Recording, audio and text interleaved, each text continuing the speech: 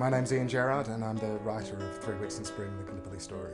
The idea came to me, it was probably about 5 years ago now, when I was in a library with my eldest daughter, who's now 8. I was just browsing the shelves and I looked at this sort of little pamphlet. It wasn't much more than a comic, and it was about the story of Simpson and his donkey.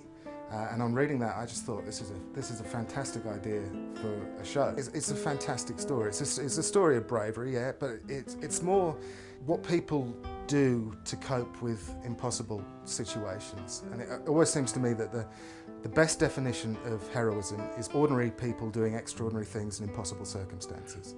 And I think Simpson sort of epitomised that. What we're doing in Penrith in April is premiering the show in concert format. So that means you're going to see the action, you're going to get the real sense of time and place in terms of costumes, in terms of the acting and the movement on the stage. You're in the trenches with the soldiers, you're there writing your letters to Winston Churchill, you're there as a kid wondering where her daddy is. When's my daddy coming home? When's my daddy coming home? Writing the show, it came lyrics first and then music. We want to showcase a whole range of emotions, so it can be up, it can be down, it can be sombre, it can be reflective. Ian came armed with words, but also with some strong ideas about the sort of mood, sort of feel that he wanted for each of the songs. We've ended up with 26 songs. There's a song called We Go at Dawn that I'm very proud of. It's something about men singing that's a real highlight of this musical for me. Just being able to work with blokes and blokes singing blokes songs. Get ready, boys, we go at dawn. Now count down the cast, so we can begin it. And 1905-15, which is basically Simpson's funeral piece. We go from instrumental into singing back into instrumental, and it's one of my absolute favourites. Matt Barry is directing the show. He's been like a real breath of fresh air. With these Penrith shows originally, we were just talking about doing them as a very standard concert performance. So effectively there would be microphones up at the front of the stage and people would stand and deliver and sing, and there would be no interaction. And Matt said, no, I reckon we need to create that sense of time and that sense of place, and have the actors moving around and the performers moving around. And just seeing that take shape in rehearsals now is great. The main characters are Simpson, there's Charles Bean, who acts as the narrator, and there's John Monash as well. There's also these 4 fantastic characters who start off as showmen.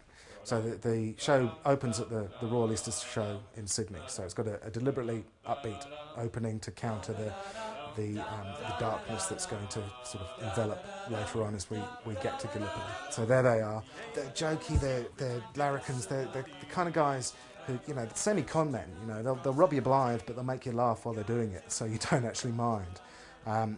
So they're getting everyone to take position and to take these pot shots at the sideshow stalls, and then they say ready, aim, fire, and that's when it changes.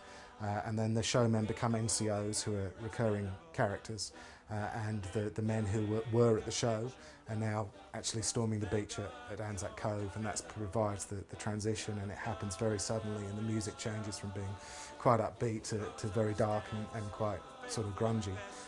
And that's one of my favourite moments. We've been excited by the music and the words that we've been able to bring to this, but we needed the people to bring all that to life. There's a young guy called Nathan Budd who's playing the Simpson character. He's really starting to blossom and really grow into the role.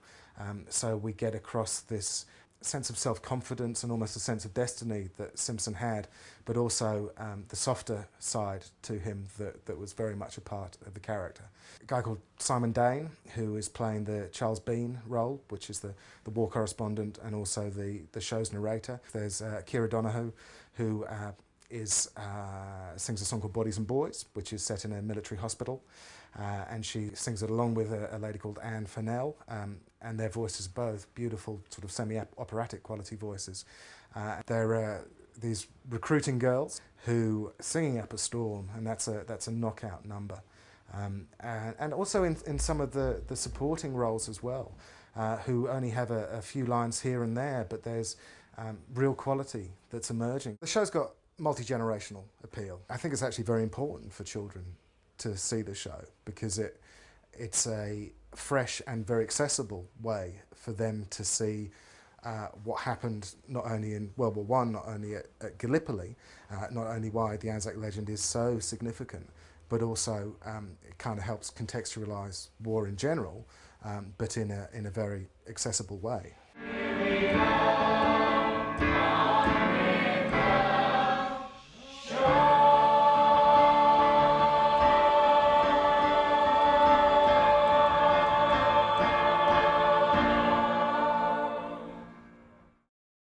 When's my daddy?